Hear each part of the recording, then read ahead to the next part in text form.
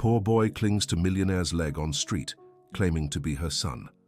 The DNA test. Jennifer Wilson felt the small body trembling against her right leg as she walked through the mall corridor. The boy had appeared out of nowhere, darting between people and clinging to her as if she were his last hope in life. "Mommy, Mommy, I found you!" the boy cried, his tiny hands gripping the fabric of her beige dress with desperate strength. Jennifer stopped abruptly, feeling all eyes turn toward her. Her heart raced as she looked down and saw the child's tear-streaked face. He couldn't have been more than 7 years old, dressed in worn, dirty clothes, but his brown eyes shone, with a mix of joy and despair that left her speechless. "Sweetheart, you must be confused. I'm not your mother," she said, trying to keep her voice calm as tension grew around them. "No, Mommy, I know it's you." Aunt Margaret showed me your picture. "You're my mommy who left when I was a baby." The mall seemed to freeze. People gathered discreetly around them, whispering and pointing. Jennifer, 28, was known in Boston as the heiress to one of the region's largest tech companies. Her life had always been public, but she had never faced such an embarrassing situation. "What's your name?" she asked, kneeling to meet the boy at eye level. Ethan Brown, and you're Jennifer Wilson, my mommy who used to live in a big house with a pool." Jennifer's blood ran cold. That information wasn't public. Her childhood home, where she'd lived until she was 20, did have a pool. But how would a street child know that? "Where do you live, Ethan?" "I live with Aunt Margaret in Riverside. She's taken care of me since Grandma Rose went to heaven. But Aunt Margaret said you're my real mom, and that one day I'd find you." Jennifer's chest tightened. Riverside was one of the poorest neighborhoods in the city, and the name Rose. She vaguely remembered a Rose who had worked in her family's home when she was a teenager. "Ethan, listen. Let's sit down over there in the food court and talk properly, okay?" The boy nodded but didn't let go of her hand. As they walked, Jennifer noticed people still staring. Some were already discreetly snapping photos with their phones. This would be all over social media soon and would reach her family's ears. In the food court, Ethan devoured a hamburger as if he hadn't eaten in days. Between bites, he told stories about life in Riverside, how he helped Aunt Margaret sell sweets on the street, how he went to a school where water was scarce almost every day. "Aunt Margaret always said my mom would come back for me. She kept a photo of you in a little box under the bed. She said you were really young when I was born, and that your family wouldn't let you raise me." Jennifer swallowed hard. At 18, she had gone through a turbulent time. She'd been involved with a boy her parents disapproved of, fought constantly with her family, but she'd never been pregnant, at least she didn't think so. "Ethan, are you sure I'm your mother?" "Yes, Aunt Margaret told me everything. She said you cried so much when you had to leave me with Grandma Rose, but your parents threatened to take everything away if you didn't." The boy's words echoed in Jennifer's mind. Her parents, Richard and Barbara Wilson, had always been strict and controlling. When she started dating Michael, a boy from a lower middle-class background, they had done everything to break them up. They'd even threatened to disinherit her if she stayed with him.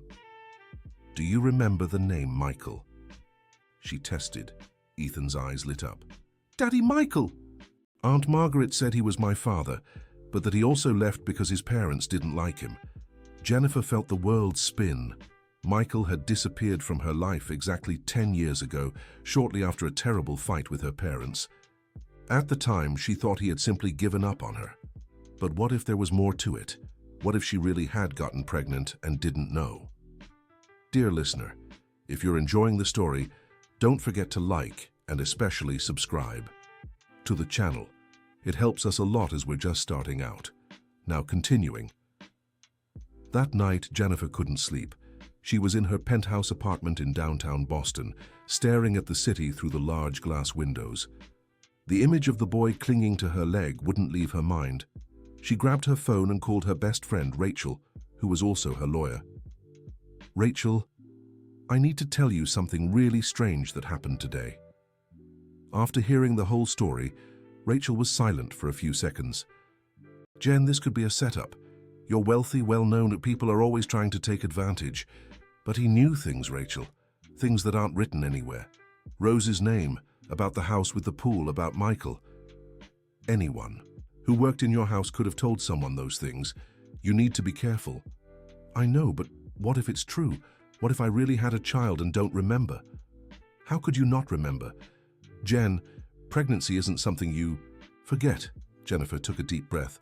There was a period in her life, right after her breakup with Michael, that was hazy in her memory. She had fallen into depression, taken several medications, spent months practically in seclusion. Her parents had hired private nurses to care for her. What if? Rachel, I need to do a DNA test.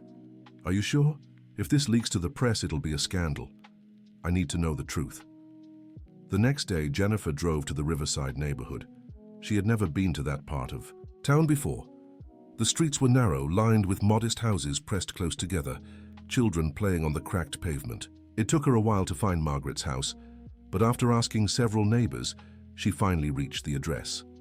It was a small house, painted in faded blue, with a rusty iron gate. Jennifer took a deep breath before knocking. The door was opened by a woman around 50, thin with graying hair tied in a bun. Her eyes widened when she saw Jennifer. "Miss Jennifer, I knew this day would come." "You're Margaret?" "Yes, I am. Please come in. Ethan, come here. Your mother's here." "To see you." The boy came running from one of the bedrooms, still in his pajamas, and threw himself into Jennifer's arms as if he'd known her for years. "Mommy, I knew you'd come back." Jennifer felt a strange mix of tenderness and confusion. The boy's affection seemed genuine, but there were still so many doubts. "Margaret, I need to talk to you. Ethan, how about you play in the backyard for a bit?"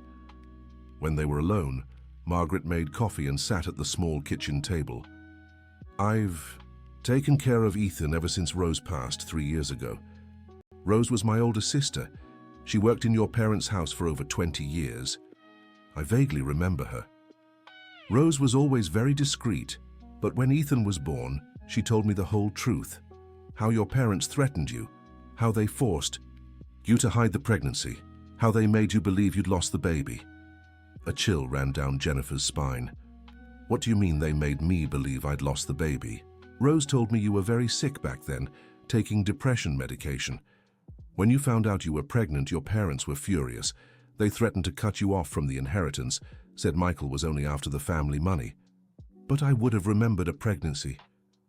You remember those months you spent in the private clinic? Your parents told everyone you were being treated for depression?" Jennifer froze. She had indeed spent nearly 6 months in a private clinic, but her memories of that time were very hazy. The doctors had said it was the effect of the medication. "Rose said your parents hired doctors who kept you sedated throughout the pregnancy. You gave birth without even knowing. Afterward, they told you you'd lost the baby and that it was best to forget everything." Tears began streaming down Jennifer's face. If this were true, her own parents had robbed her of the first years of her child's life. And Michael, did he know? "Rose said Michael tried to see you several times, but your parents wouldn't allow it. They hired security to keep him away. Michael thought you'd lost interest in him." "Where is Michael now?" Margaret's face grew somber. "He passed away 2 years ago. He had a heart condition, but before he left, he came here a few times to see Ethan. He was a good man. He suffered greatly, thinking you'd abandoned him." Jennifer cried even harder. Michael had died without knowing she had never truly abandoned him, and worse, without knowing they'd been torn apart by her own parents. "Margaret, I need a DNA test to be sure." "Of course, Rose always said this day would come. She even kept some of your things from when she worked at your parents' house." Margaret went to the bedroom and returned with a small shoebox. Inside were old photos of Jennifer as a teenager, some letters she'd written to Rose thanking her for small favors, and a photo of her with Michael in her parents' garden. Rose kept all this because she knew one day Ethan would want to know his story. Jennifer looked at the photo of her and Michael. They were smiling, embracing in the garden. She vaguely remembered that day. It was just before everything fell apart between them. "I'll arrange the DNA test. But in the meantime, can I come visit Ethan?" "Of course, he was so happy yesterday after meeting you. It was the first time in months I've seen him truly smile." When Jennifer left Margaret's house, her head was spinning. If the story were true, her parents had done something terrible. But part of her still doubted. It was too absurd to be real. That afternoon, she booked an appointment with a discreet private geneticist. Dr. William Parker was known for serving clients who needed privacy. "The test is simple," he explained. "A saliva sample from both of you, and we'll have the results in a week. But I must warn you about the implications. If the test is positive, you'll have to make very important decisions about that child's life. And if it's negative, then you'll know you were the victim of an attempted scam, no matter how convincing it seemed." Jennifer nodded. Leaving the office, she called Ethan and Margaret to schedule a meeting the next day for the sample collection. But before heading home, she made a decision she'd been putting off for hours. She drove to her parents' house, an imposing mansion, in the upscale neighborhood of Beverly Hills. Richard Wilson was in his study when she arrived, a man in his 60s with neatly trimmed gray hair and always impeccably dressed. He smiled at his daughter, but the smile faded when he saw the serious look on her face. "Dad, I need to talk to you about something very serious." "Of course, sweetheart, sit down." "Do you remember Rose, the maid who worked here when I was a teenager?"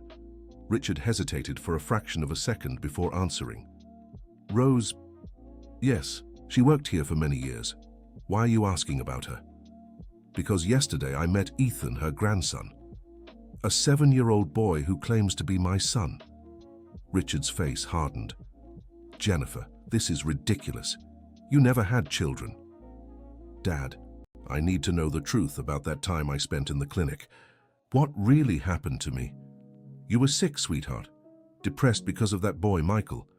The doctors thought it was best for you to stay hospitalized until you recovered." "Was I pregnant, Dad?" The silence that followed was deafening. Richard rose from his chair and went to the window, turning his back to her. "Dad, I asked you a question.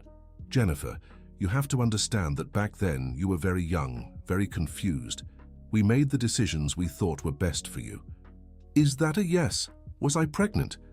Richard turned around, and for the first time in her life, Jennifer saw tears in her father's eyes. "Yes, you were pregnant." The confirmation hit Jennifer like a punch to the gut. She gripped the chair to keep from falling. "And the baby? What happened to my baby?" "Jennifer, what happened to my son, Dad? We did what we thought was best. You were too young, not in a position to raise a child. And that boy, Michael, it was obvious he was only interested in our money. You gave my son away to someone else without telling me?" Rose offered to take care of the child. She couldn't have children and had always been very devoted to our family. We thought it would be the best solution. Jennifer felt a rage she had never known before. "Tosin, you stole my son from me.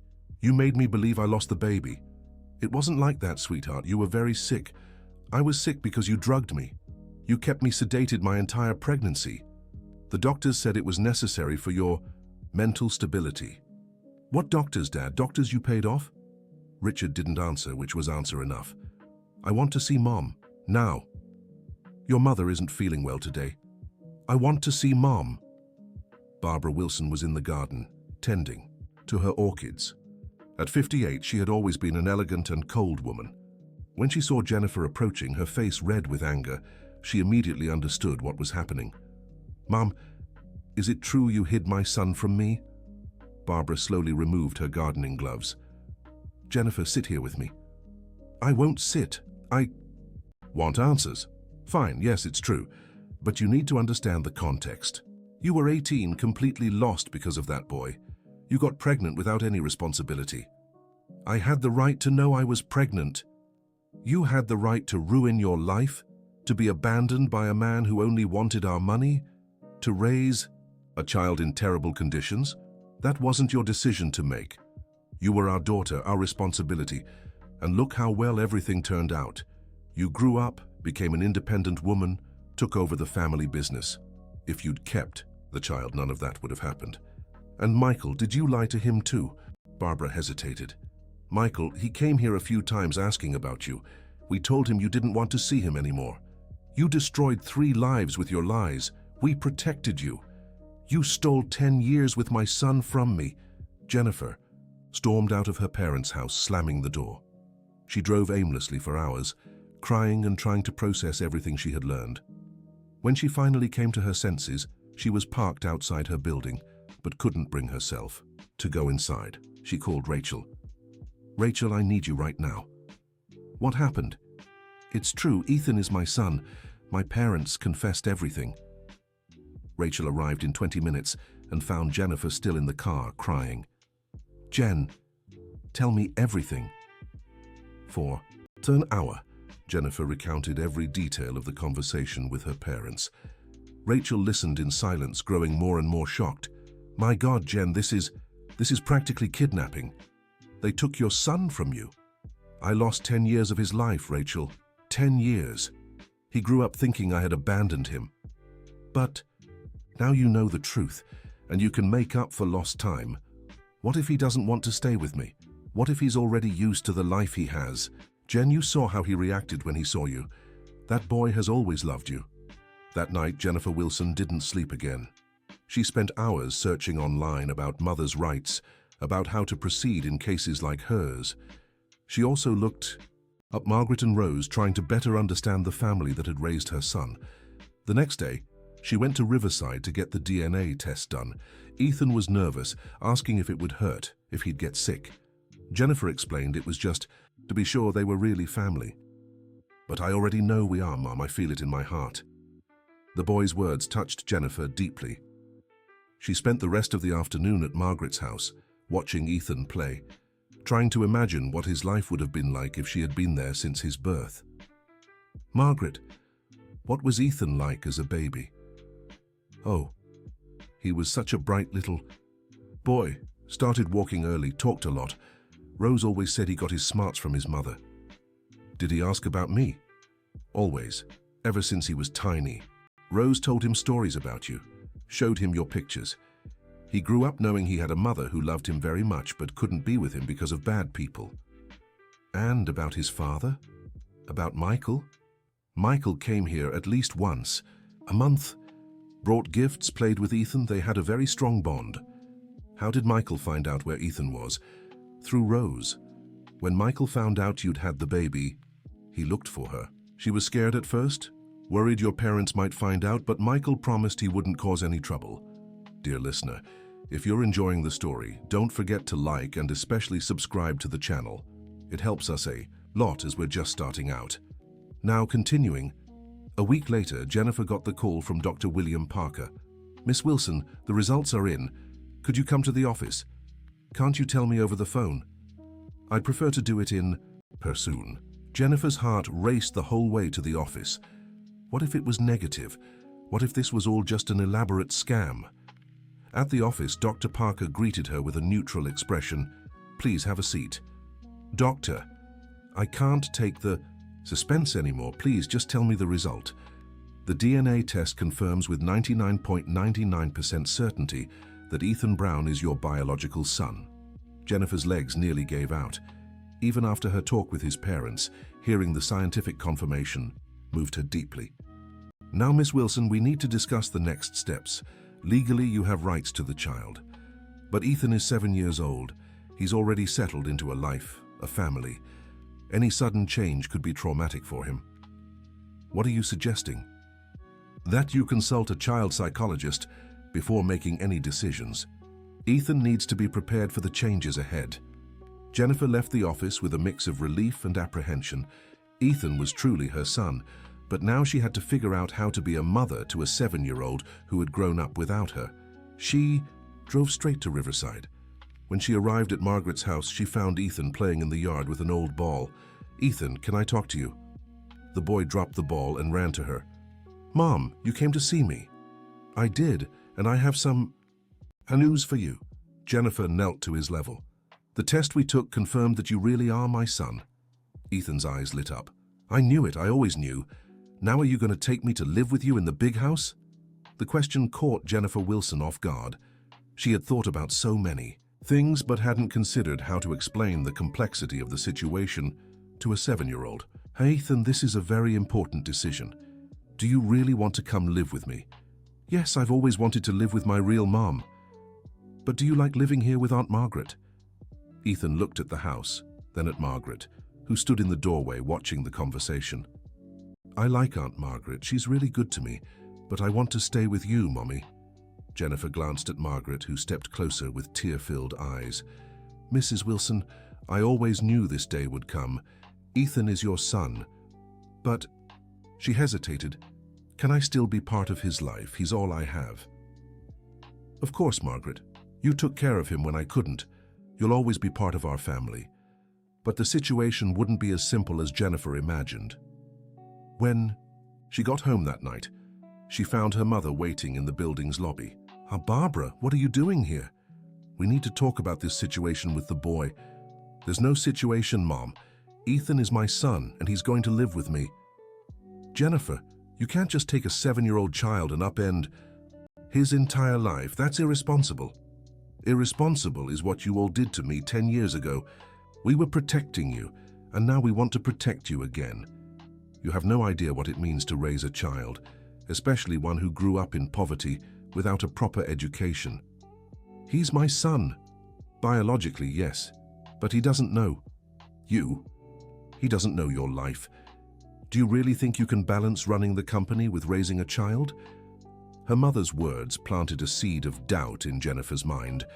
Was she truly ready to be a mother to a 7-year-old? "Besides," Barbara continued, "think of the scandal this will cause. The press will find out. Every newspaper will report that you had a secret child. It could hurt the family business." "I don't care about the business." "Really? What about the company's employees? The hundreds of families who depend on the Wilsons' business to survive? Are you willing to risk all that?" Jennifer went up to her apartment with her thoughts in turmoil. Her mother had touched on sensitive points. Did she have the right to take Ethan away from the only life he'd ever known? What if he couldn't adjust to a wealthy life? What if she wasn't a good mother? Over the following days, Jennifer visited Ethan daily. She brought toys, new clothes, food. Little by little, she got to know the boy's personality better. Ethan was smart, curious, and affectionate, but he also had behaviors that revealed his humble upbringing. He ate desperately as if the food would disappear, hid toys as if someone might take them away. "Ethan, why do you hide your toys?" Jennifer asked one day. "Because other kids might take them. At school, if you don't watch out, you lose everything." Jennifer realized it wouldn't be easy to help Ethan adapt to a new environment. He had grown up in a world where he had to fight for everything, where nothing was guaranteed. A week after getting the DNA results, Jennifer worked up the courage to take Ethan to see her apartment. The boy was awestruck by the size of the place, the city view, the elevators. "Mommy, this looks like a castle. This could be your home if you want." Ethan ran through the rooms, exploring everything. When they reached what would be his bedroom, he stopped at the door. "This room is just for me?" "Just for you. And no one else will sleep here with me?" "Only you. You'll have your own bed, your own toys, your own clothes." Ethan stepped inside slowly, touching everything carefully as if it might break. "At Aunt Margaret's, I sleep on the living room couch." Jennifer's heart ached, without realizing that she had grown up with privileges she never questioned, while her son slept on a couch. "Ethan, do you really want to come live here with me?" "I do, but—" He hesitated. "Aunt Margaret will be so lonely." "Aunt Margaret can visit us whenever you want, and you can visit her too." "Promise?" "I promise." But when Jennifer Wilson began making the legal arrangements to gain custody of Ethan, she discovered the situation was more complicated than she'd imagined. "Miss Wilson," explained Dr. Robert, the family law attorney Rachel had recommended, "legally, Ethan has been under Margaret's informal guardianship for 3 years. To transfer custody to you, a court process will be necessary. But I'm his biological mother." "Yes, but Margaret has been the child's legal guardian. The judge will want to understand why you were absent for 7 years and whether you're truly capable of caring for the child now." "How long will this process take?" "It could take months, and during that time, Ethan will continue living with Margaret." "But that's absurd. I just found out he's my son." "Ma'am, legally, that doesn't matter. What matters is the child's well-being. The judge will want to ensure the change is in Ethan's best interest." Jennifer left the lawyer's office frustrated. She had found her son, but now she couldn't simply take him home. That night, she received an unexpected call. It was Matthew Wilson, her older brother. "Jen, we need to talk." "Matthew, Are you in town? I just got here from New York. Mom and Dad told me about the situation. Matthew had moved to New York 5 years earlier to manage the company's branch there. He had always been closer to their parents than Jennifer. What situation, Matthew? About the boy. About what happened 10 years ago. Oh, so you knew? No, I swear I didn't know anything. Mom and Dad just told me now. And why are you here? To talk to you, to try to understand better. They met at Jennifer's apartment the following evening. At 32, Matthew was a taller, stronger version of their father. He had always been the perfect son, obedient, following exactly the path their parents had laid out for him. Jen, I can't believe Mom and Dad did this to you. You didn't. Come here to convince me to give up Ethan. No, I came to apologize and to offer my help. Jennifer was surprised. Your help?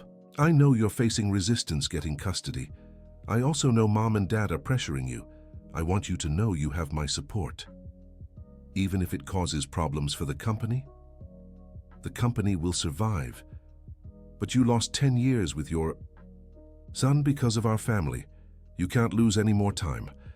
For the first time in weeks, Jennifer felt she wasn't alone in this fight. Matthew, are you sure? Mom and Dad will be furious with you. Let them be. I have my own kids now. If someone did to them what was done to Ethan, I'd never forgive it. From that day on, Matthew became Jennifer's strongest ally. He hired the best lawyers, child psychologists, and social workers to speed up the custody process. But Jennifer's parents didn't stay passive.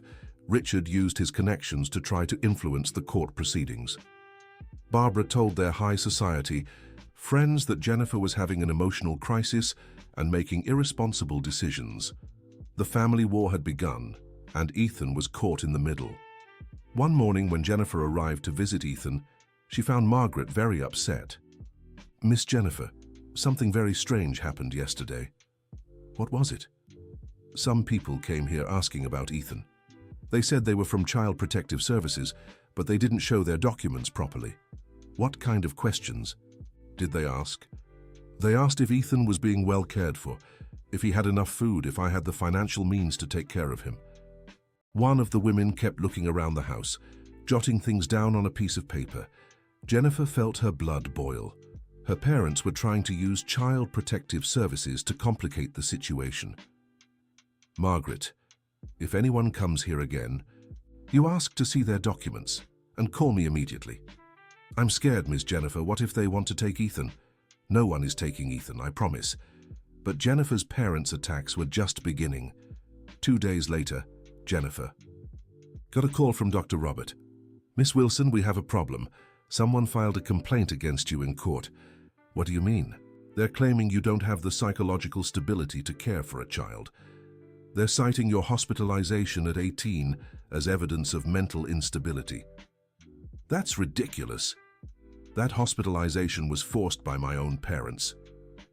I know, but now we'll have to prove it. The judge scheduled a hearing and will want psychological evaluations for both you and Ethan. And in the meantime? In the meantime, Ethan stays with Margaret, and you can't try to take him from there, or it could be seen as kidnapping. Jennifer hung up the phone and cried in anger. Her parents were using the very trauma they had caused her as a weapon against her. Rachel arrived at the apartment an hour later and found Jennifer on the living room floor, sobbing. Jen, what happened? After hearing everything, Rachel was outraged. Your parents have crossed every line. This is inhuman. Rachel, what if they succeed? What if the judge believes I'm unstable? That won't happen. You're not the same person you were 10 years ago. You've built a life, a career. You have the financial and emotional means to care for Ethan. But what if it's not enough? It will be. We'll prove your parents lied 10 years ago and are lying now. The hearing was scheduled for 2 weeks later. During that time, Jennifer underwent a series of psychological evaluations. She also hired a private investigator to track down the doctors who had been part of the charade 10 years earlier. The investigator, Kevin Cooper, was a 40-year-old former police officer who specialized in complex family cases.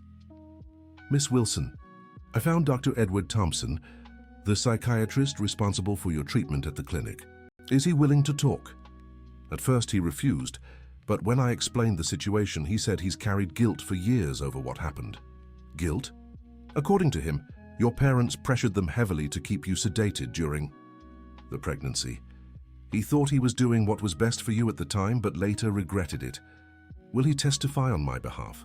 He will, and more. He kept copies of the medical records from back then. There's clear evidence you were being medicated unnecessarily. For the first time in weeks, Jennifer felt a flicker of hope. But the eve of the hearing brought a new complication. Margaret called in a panic. "Miss Jennifer, they took Ethan." "What do you mean, they took him?" Some men came saying it was a court order. They said Ethan would stay in a shelter until the hearing. That can't be right. I'll call the lawyer. Dr. Robert confirmed the worst.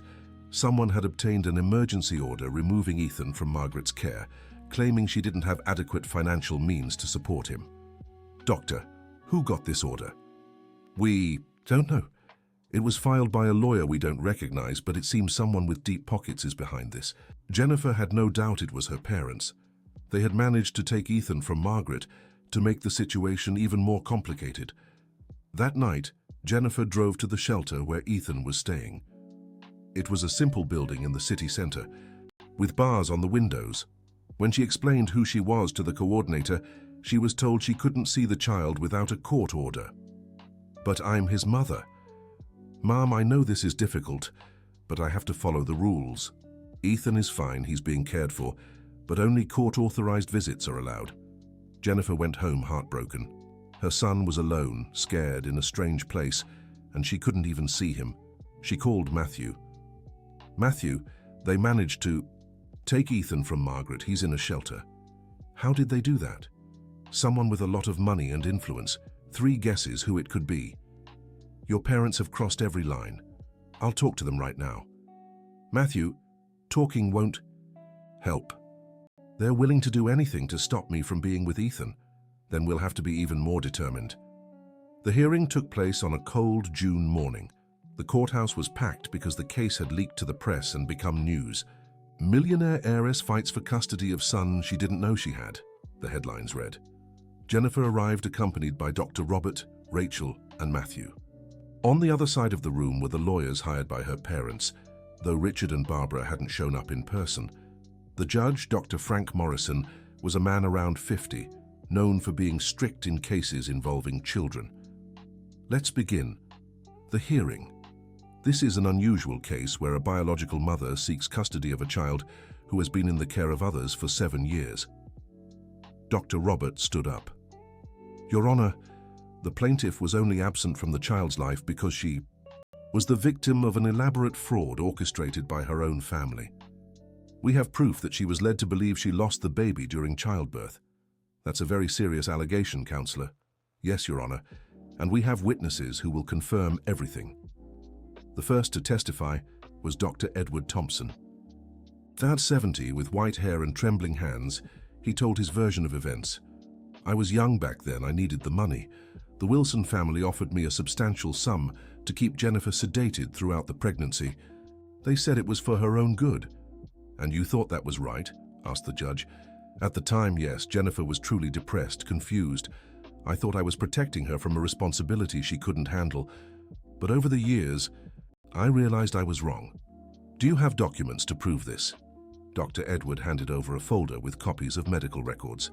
"Here are all the records, the medication dosages, the family's orders, everything." The opposing lawyer stood up. "Your Honor, these documents could have been falsified.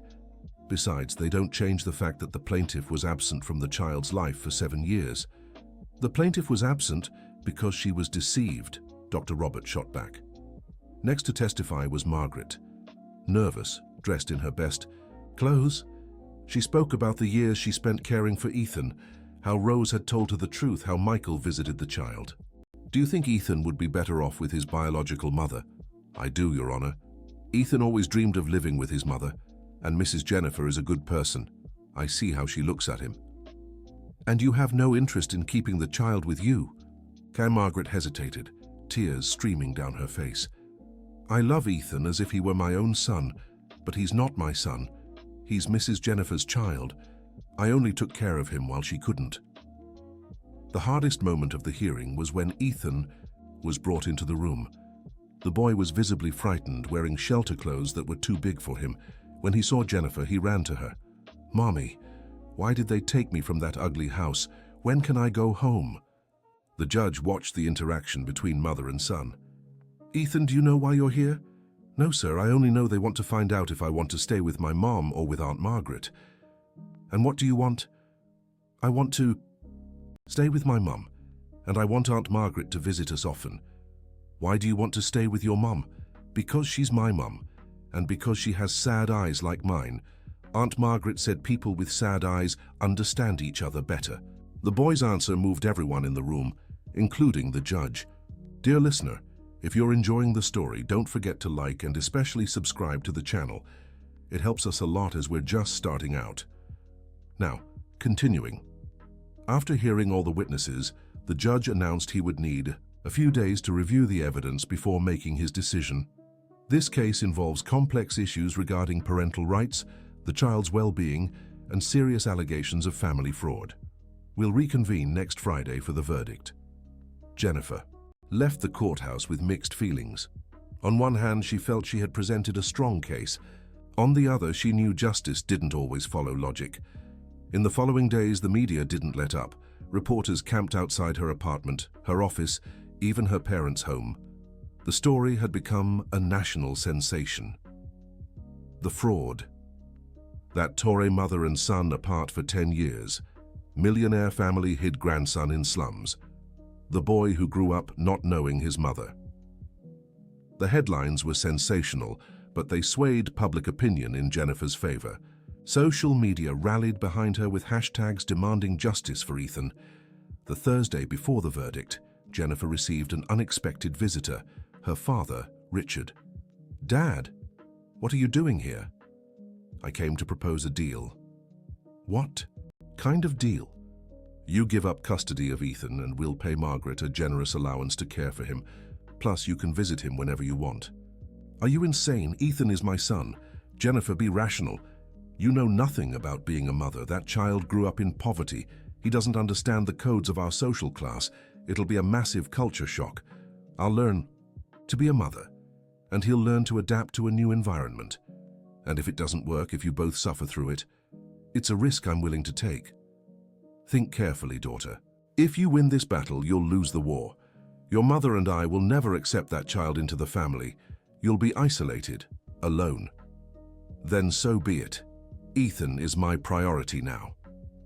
Richard left the apartment with a grim expression. Jennifer knew she had burned her last bridge with her parents. On Friday, the courthouse was even more crowded than during the first hearing. Journalists, onlookers, Jennifer's supporters, all were eager to hear the judge's decision. Jennifer arrived holding Matthew's hand. He had become her anchor in the storm. "Jen, no matter what happens, you fought for what was right. But what if I lose? What if I never get to see Ethan properly again?" "That won't happen. The truth always wins in the end." The judge entered the room at exactly 2 p.m. Everyone stood in silence. "You may be seated. I will now read my decision in the case of Ethan Brown versus Jennifer Wilson." The room was utterly silent. This is one of the most complex cases I've ever presided over. It involves parental rights, family manipulation, document fraud, and above all, the well-being of an innocent child.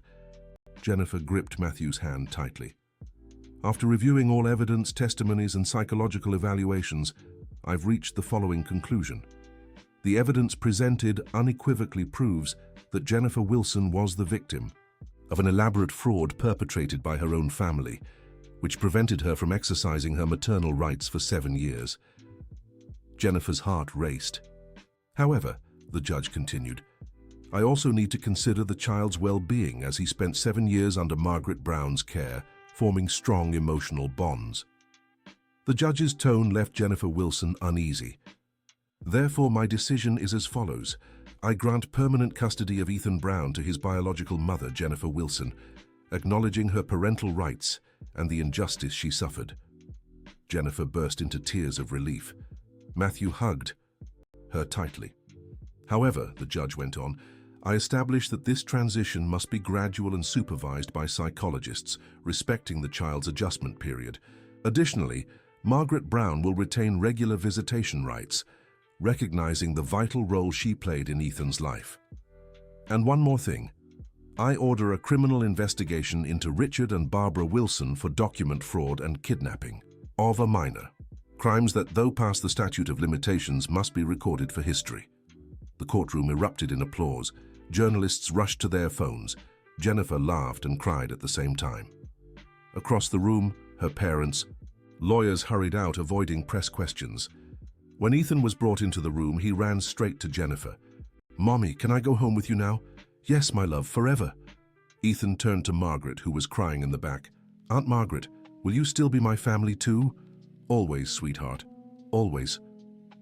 From that day on, Jennifer's life changed completely. She turned one of the rooms in her apartment into a child's dream bedroom. She hired a child psychologist to help Ethan adjust. She cut back on work to spend more time with her son. The first months weren't easy. Ethan had nightmares, woke up looking for Margaret, and sometimes refused the fancy food Jennifer offered, preferring the simple meals he was used to. "Mommy, why is the food here different?" "Different how?" "At Aunt Margaret's, the food tasted like home. Here it tastes like rich people's food." Jennifer laughed at her son's observation.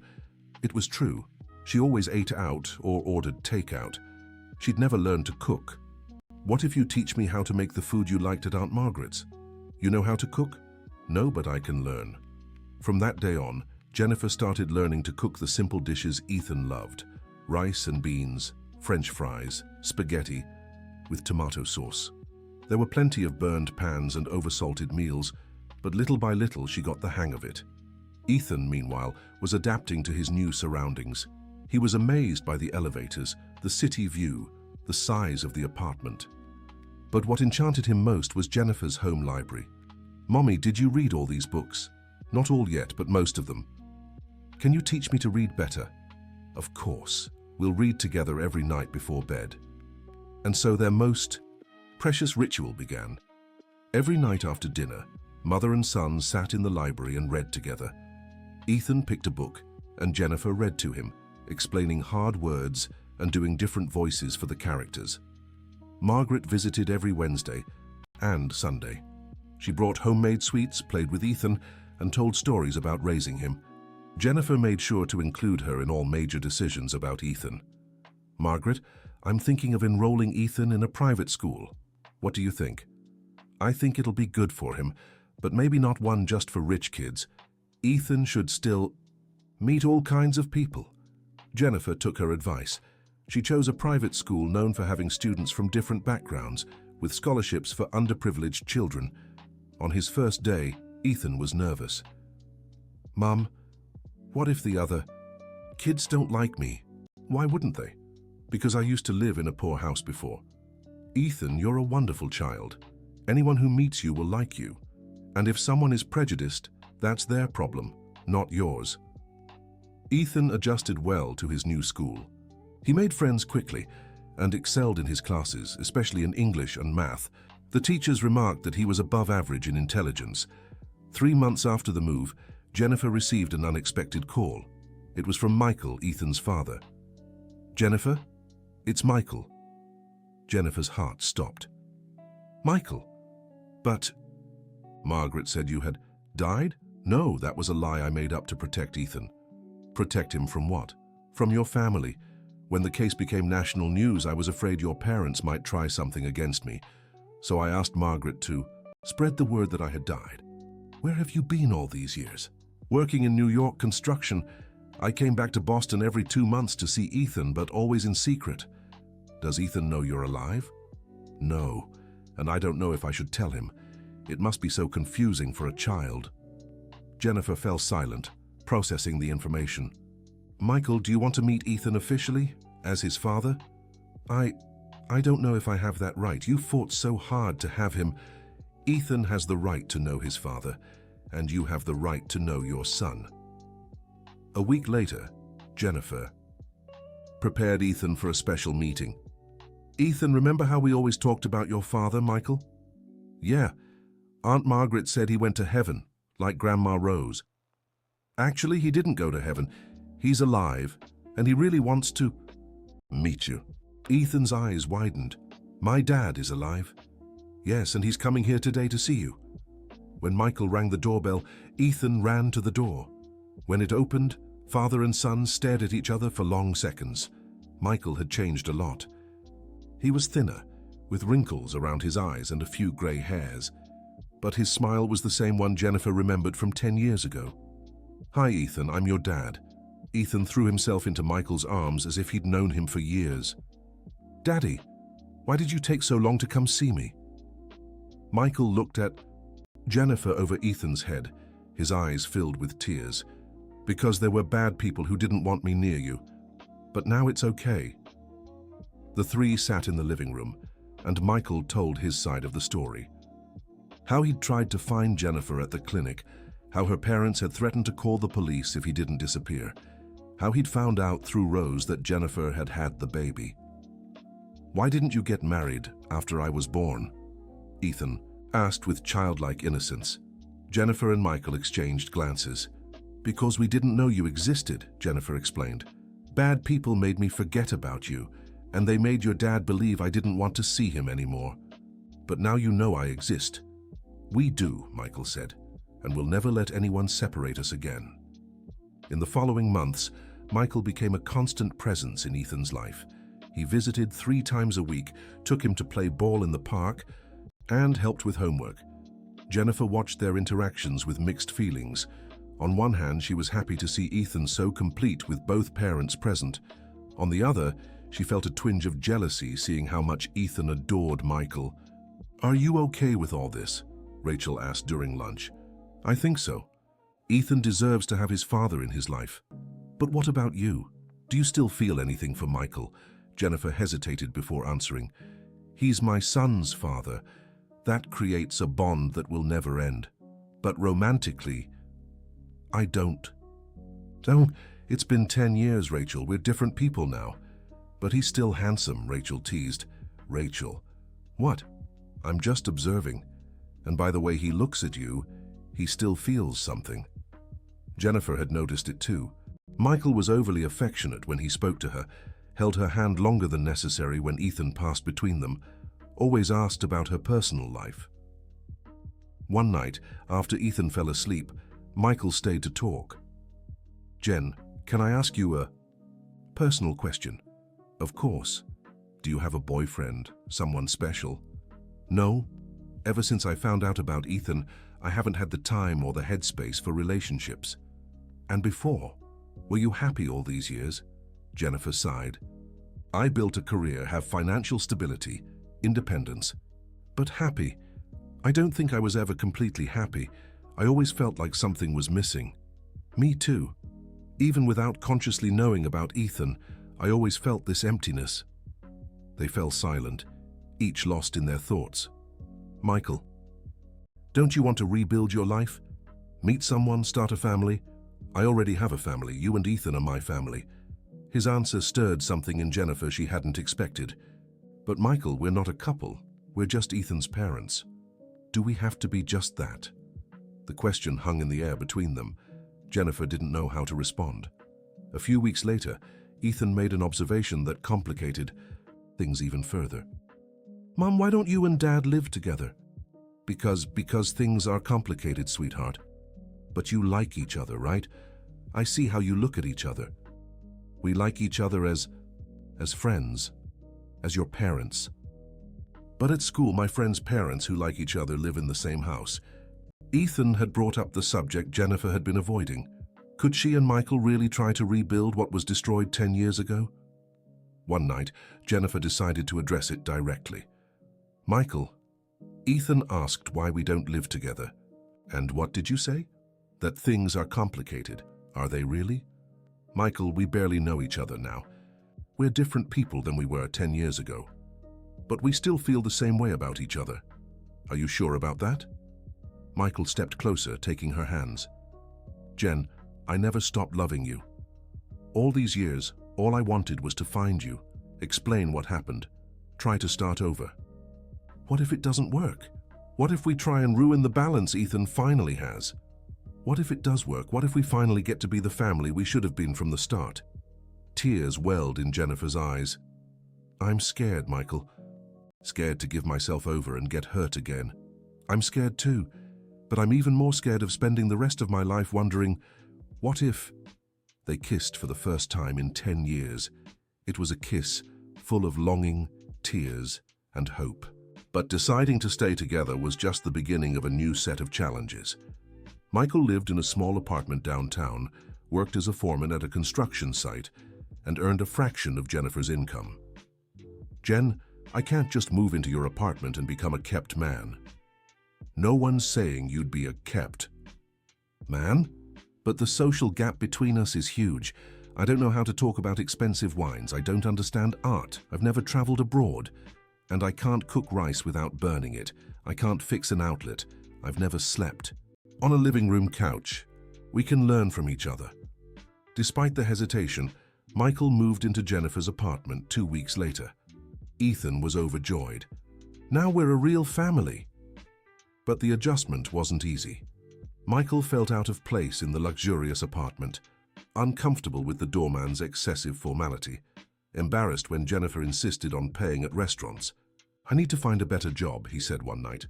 Why? You like what you do in construction? Because I want to be able to cover half of our expenses.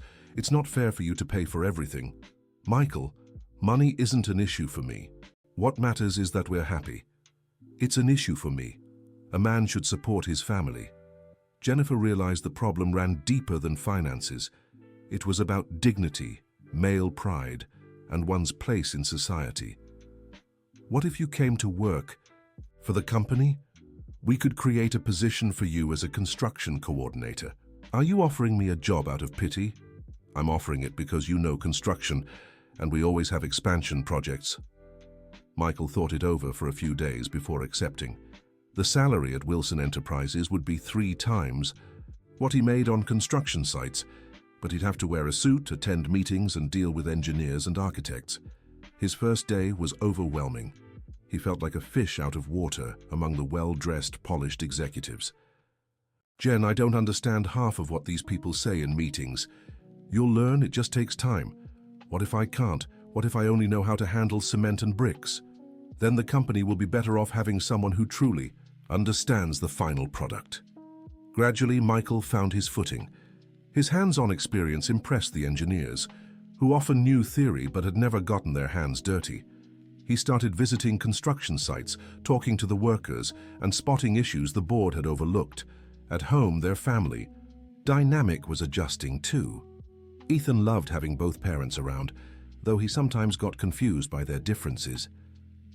Mom, why do you get mad when Dad leaves his socks on the floor? Because we have rules about keeping things tidy here.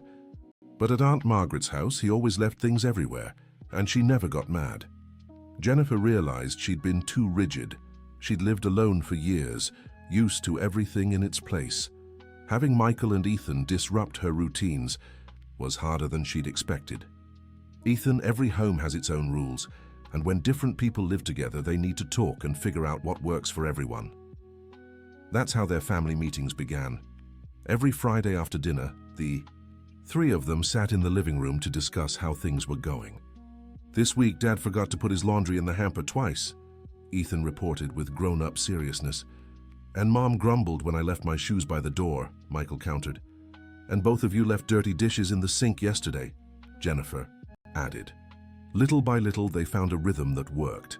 Michael learned to be neater, Jennifer learned to be more flexible, and Ethan learned that families need teamwork. 6 months after the move came the moment Jennifer had dreaded most. Her first official meeting with her parents since the court hearing. Matthew had insisted she bring Ethan to meet his grandparents. Richard and Barbara had expressed interest in seeing their grandson, claiming they wanted to make up for past mistakes. I don't trust them, Jennifer told Michael. Neither do I, but maybe Ethan deserves to know his grandparents. What if they try to turn him against us?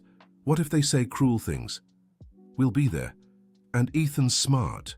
He'll sense if something's wrong. The meeting was set for a Sunday afternoon at Matthew's house, neutral ground. Jennifer arrived with Michael and Ethan, all dressed in their best. Richard and Barbara waited in the living room, visibly nervous. When Barbara saw Ethan, her eyes filled with tears. "He looks just like you did as a child," she told Jennifer. "Grandpa, Grandma," Ethan said politely, stepping forward. "I'm Ethan." Richard knelt to meet his grandson at eye level. "Hi, Ethan. We are your grandparents. We apologize for not being in your life until now." "Why weren't you?" The simple question left the grandparents speechless for a few seconds. "Because we made very big mistakes," said Barbara. "And now, we want to try to make things right." The lunch was tense at first, but Ethan, with his natural childlike ease, slowly broke the ice. He talked about school, his friends, and the books he was reading with his mom. "Do you like to read?" asked Richard.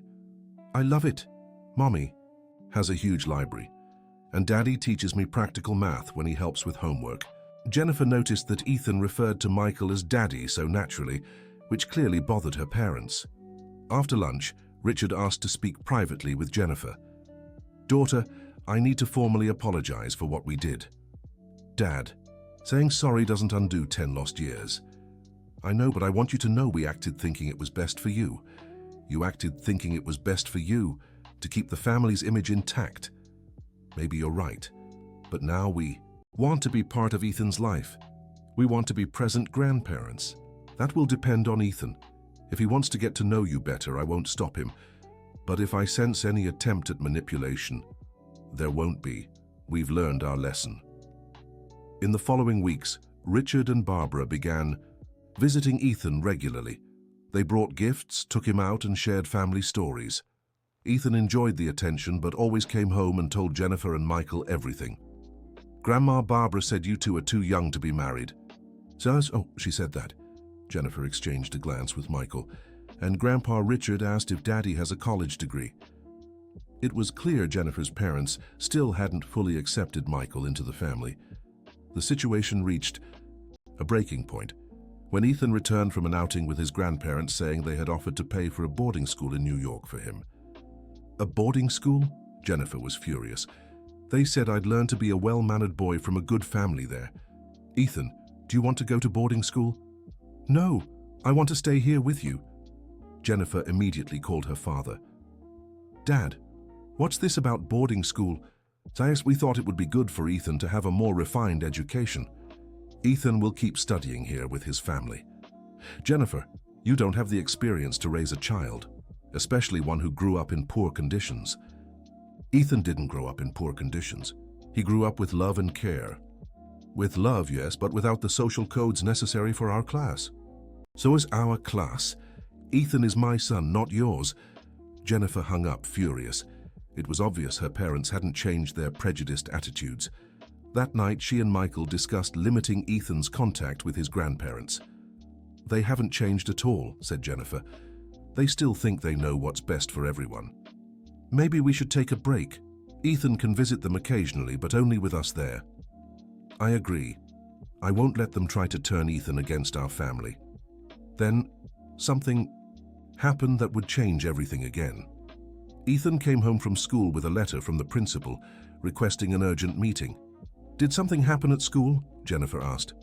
"I don't know. The principal just said you should come talk to her."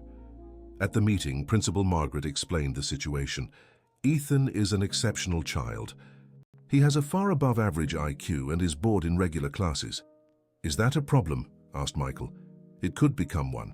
Gifted children sometimes develop behavioral issues if not properly challenged. What do you suggest?" "Either Ethan skips 2 grades, or he's transferred to a specialized school for gifted children." Jennifer and Michael left the school with a lot to think about. Ethan was gifted.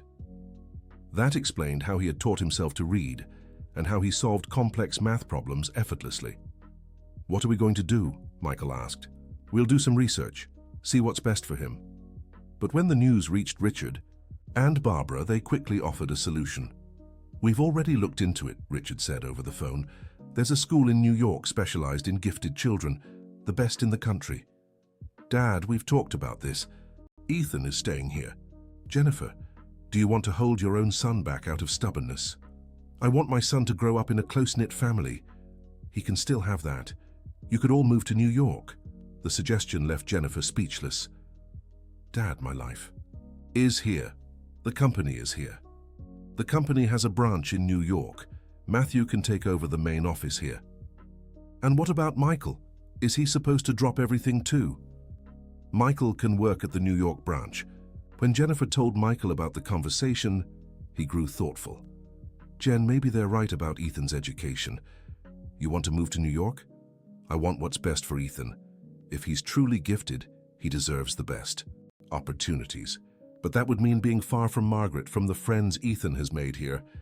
It would also mean giving him chances we never had. The hardest decision of Jennifer's life had arrived. Her choices would affect not just her, but the entire family she had fought so hard to build. End of story. Now, tell us what you thought of the story and where you're watching from. If you have anything to share with us, leave your honest thoughts in the comments. Do you think Jennifer made the right decision? We'd love to hear your opinion. Thank you so much for joining us. Don't forget to like and, most importantly, subscribe to the channel so you don't miss other heartfelt stories.